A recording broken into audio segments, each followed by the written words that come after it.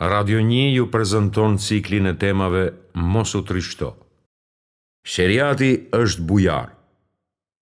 Islami i ofron besimtarit një gamë të gjerë përfitimesh dhe shpërblimesh, përfitime të cilat e inkurajojnë atë për të vazhduar në rrugë të drejtë dhe shpërblime që i rrisin shpresat e tija për përjetësinë. Veprat që fshin mëkatet, si për shembull namazi, janë të shumta në Islam. Për shembull, një vepër e mirë shpërblehet 10 fish, ose 700 fish, ose edhe më tepër, shumë më tepër. Një shembull tjetër është vështirësia dhe fatkeqësia, sepse sa herë që një besimtar goditet prej tyre, disa mëkate të tija falen. Po ashtu në kohra fatkeqësish, njeriu përfiton nga duat e besimtarëve të tjerë dhe mbi të gjitha mirësia e të plot mëshirshmit, i madhëruar e i lartësuar qoftë ai. E nëse do të përpiqeshit t'i numëronit mirësitë e Allahut, nuk do të mund t'i numëronit kurrë. Dhe ai plotësoi ndaj jush të mirat e tij të dukshme e të fshehta. Mos u friksoni, ju patjetër do të ngadhnjeni. Profeti Musa ndjeu frikë në 3 raste. Kur shkoi te sundimtari famkeq dhe kryelarti i Egjiptit, faraoni, ai tha: Zoti ynë, ne kemi frikë se do të na ndëshkojë menjëherë ose do t'i kaloj kufit ndaj nesh. Allahu tha: Mos u friksoni, se unë jam me ju, dëgjoj dhe shoh. Fraza unë jam me ju, dëgjoj dhe shoh, duhet qëndroj për herë në mendjen e muslimanit. Kur magjistarët i hodhën shkopinjtë e tyre që ngjanin si gjerprinj në sytë e njerëzve, Allahu fuqiplot tha: Mos ki frikë, është më se sigurt se ti do t'jesh triumfues. Dhe për së treti, kur faraoni dhe ushtria e tij e ndoqën Musain dhe popullin e tij, e pothuajse i zunë, Allahu tha: Godite detin me shkopin tënd. Dhe profeti Musa e rifitoi bindjen e tij të plot e tha: Kurse si, me mua është Zoti im, ai do të më udhëzojë. Qëndrojuni larg këtyre 4-ve. Mes gjërave që sjellin mirim në jetë, janë 4 që kanë pasoja shkatrimtare. Të ankuarit dhe të zëmëruarit me atë që ka caktuar Allahu. Bërja e mëkateve pa u penduar për to më pas. Thua ju, ajo është nga vetë ju. Ajo është pasojë e veprave tuaja. Të uryrit e njerëzve për të mirat që u ka dhuruar Allahu. Apo ua kanë zili për atë që u ka dhuruar Allahu nga mirësia e tij? Një hadith tregon: Nuk ka rehati për xhelozin. Largimi nga përkujtimi i Allahut. E kush ja kthen shpinën udhëzimit tim, do të ketë jetë të vështirë. Për të gjetur paqe, kthejuni Zotit tuaj. Robi i Allahut mund të gjejë rehati vetëm duke ju kthyer atij. Allahu i lartësuar e ka përmendur qetësimin në shumë vargje në Kur'an. Atëherë Allahu zbriti qetësimin e vet mbi të dërguarin e tij dhe besimtarët. Ai zbriti qetësim dhe paqe mbi ta. Pastaj Allahu zbriti qetësimin e tij mbi të dërguarin. Pastaj Allahu zbriti qetësimin e tij mbi të.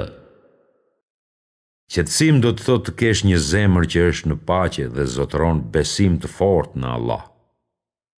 Qetësim është një gjendje paqeje që shijohet nga besimtarët që kanë shpëtuar prej dyshimit. Dhe qetësimi e paqja arrihen sipas nivelit të afrisë me Allahun dhe ndjekjes së shembullit të pejgamberit. Allahu do t'i forcojë ata që besuan në fjalën e fortë në jetën e kësaj bote dhe në botën tjetër. Dy fjali të forta ngushëllimi. Imam Ahmedi tregon dy fjali që i vlejtën atij gjatë kohëve të vështira, kur ata e dënonin dhe e torturonin. Në fillim foli një njeri që ishte burgosur për pirje alkooli.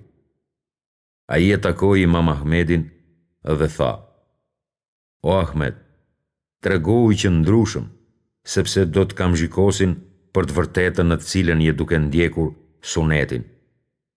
Më kanë rrahur shumë herë për pirje dhe kam duruar."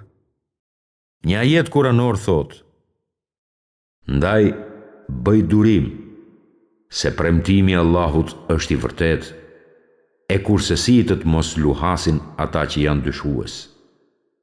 Nëse ndjeni dhimbje, edhe ata ndjejnë dhimbje, por ju shpresoni nga Allahu atë që ata nuk e shpresojnë." E dyta ishte nga një beduin që e pa Imam Ahmedin në zinxhir teksa po e çoni në burg. Ai i tha: "O Ahmed, bëj durim, sepse pa dyshim nëse ky është vendi ku do të vritesh, ai do të jetë edhe vendi nga ku do të hysh në xhenet." Kurani thot: "Zoti i tyre i përgëzon ata me mëshirë nga ai, me kënaqësinë e tij dhe me xhenete ku do të kenë mirësi të pandërprerë." Disa pasoja pozitive të vështirësive. Vështirësitë na bëjnë t'i kthehemi me përulje Allahut.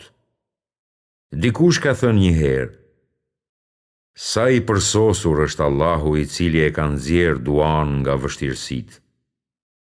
Është transmetuar se Allahu e sprovoi një herë njërin prej robërve të tij me një çështje dhe pastaj u tha melekëve se kjo ishte që t'ja dëgjonte atij zërin, domethënë përmes duave dhe lutjeve. Vështirësia mbjell përuljen tek i godituri me të. Allahu i lartë madhëruar thot: "Jo, vërtet njeriu i kalon tër kufijt, për shkak se e ndjen veten të pavarur." Njerëzit i japin zemër dhe luten për të goditurit me fatkeqësi. Kështu, në kohë vështirësish, besimtarët bashkohen në një shpirt vllazërie. Vështirësitë duhet të na bëjnë mirënjohës për atë që është më e madhe se vështirësia me të cilën jemi goditur. Për më tepër, hallet të pastrojnë nga mëkatet. Kur robi i Allahut e vlerëson këtë, ai bëhet mirënjohës dhe nuk ankohet. Allahu thot: "Ndërsa të durueshmëve u jepen shpërblime të mëdha pa mas." Dia është udhërëfyes dhe ilaç. Në librin e tij Mudawat an-Nufus, Ibn Hazmi përmend se dobia e dijes është se ajo largon përshpëritjet e këqija të nefsit dhe e çliron njeriu nga shqetësimet dhe hallet. Kjo është veçanërisht e vërtet për dashuruesin e dijes, i cili studion pareshtur dhe e zbaton në praktik atë që ka mësuar. Kërkuesi i dijes duhet ta organizojë kohën e tij për të memorizuar, lexuar, përsëritur, kërkuar dhe reflektuar. Lumturia është dhunti hyjnore. S'është e pazakontë që shihen punëtorë që janë aq të varfër, sa gjithçka që fitojnë në një ditë e harxojnë aty për aty. E megjithatë shumë prej tyre janë të lumtur, paqësor, me zemër të fortë dhe shpirt të qetë. Kjo sepse ata janë tepër të zënë për të menduar për të djeshmen apo për të nesërmen. Mënyra e tyre e jetesës i ka bërë ata ta vlerësojnë të sotmen, nga që atyre nuk u është dhënë mundësia të mendojnë për gjë tjetër. Krahasojini këta me ata që jetojnë nëpër vila luksoze. Pasiviteti dhe koha e lirë u ka dhuruar atyre shumë kohë për të menduar për problemet dhe mungesën e qëllimit të jetës së tyre. Kësaj, mjerimi dhe shqetësimi molepsin shumë prej tyre ditë e natë. Kujtimi i mirë shpërblehet. Të shumt janë ata që e kanë blerë këtë jetë jo me pasuri e pozitë, por me vepra. Profeti Ibrahim ju lut Zotit të tij që të kujtojë për të mirë nga të tjerët dhe që ata të luteshin për të. Kalifi Umer i pyeti fëmijët e Harim ibn Sinanit: Ç'ju ka dhënë Zuhejri juve dhe ç'i keni dhënë ju atij? Ata u përgjigjen: Ai na tha fjalë të mira dhe ne i dham pasuri.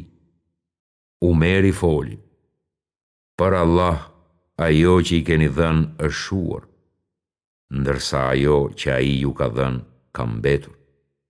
Kjo do të thotë se lavdërimi dhe mirëdashja mbeten përgjithmonë. Lutjuni Allahut kështu: O Allah, na jep një pjesë devotshmërie ndaj teje që të na shërbejë si digë midis nesh dhe mëkateve tona. Na jep një pjesës bindje ndaj teje që të na bëjë të hyjmë në xhenetin tënd, dhe një pjesës imani që i bën fatkeqësitë e kësaj bote të na duken të lehta. Na bëj të shijojmë bekimet e dëgjimit, shikimit dhe fuqisë son për sa kohë të na dhurosh jetë. Hakmeru ndaj atyre që na kanë shkelur dhe na ndihmo ndaj atyre që kanë bërë padrejtësi ndaj nesh. Mos na e nis fatkeqësinë në fen tonë. Mos e bëj dynjan vendin tonë më të shtrenjtë e as qëllimin e dijes son. Mos u adhuro sundimin mbi ne atyre që s'kan mëshirë. Zoti që nuk bën padrejtësi. Ju duhet të ndjeheni të sigurt sepse keni një Zot që është i drejtë. Allahu i lartësuar e futi një grua në xhenet për shkak të një qeni, dhe një tjetër në xhehenem për shkak të një maceje. E para ishte një prostitut nga hebrejt, nga se ajo i dha ujë një herë një qeni të etur, Allahu e fali atë dhe e futi në parajs. Ky ishte shpërblimi i drejtë për sinqeritetin e saj në një vepër të mirë, për sinqeritetin e saj ndaj Allahut. E dyta ishte një grua që e mbyllte macën në dhomë. Ajo nuk i jepte as për të ngrënë e as për të pirë. Prandaj, Allahu e futi atë në skëterë. Ndodhia e gruas së parë i sjell freski zemrës, sepse na tregon se Allahu jep shpërblime të mëdha për vepra të vogla. Sipas fjalëve të Kuranit, e kush punoi ndonjë të mirë që peshon sa grimca, do ta gjejë atë. Dhe kush punoi ndonjë të keqe që peshon sa grimca, do ta gjejë atë. S'ka dyshim se veprat e mira i shlyejnë të këqijet. Ndaj ndihmojini fatkeqet, jepuni të varfërve, bashkojuni të shtypurve, vizitojini të sëmurët, lutuni për të vdekurit, drejtojeni të verbrin, qetësojeni të kapluarin, udhëzojini të paudhëzuarit dhe tregohuni bujar si ndaj miqve edhe ndaj fqinjve. Respektojini të vjetrit dhe kini mëshirë për të rinjt. Përdorni fjalë të mira dhe përshëndetini njerëzit me buzëqeshje. Të gjitha këto vepra janë bamirësi, dhe ato nuk ndihmojnë vetëm marrësin e mirësisë suaj, por edhe juve duke ju dhënë rehati e paqe.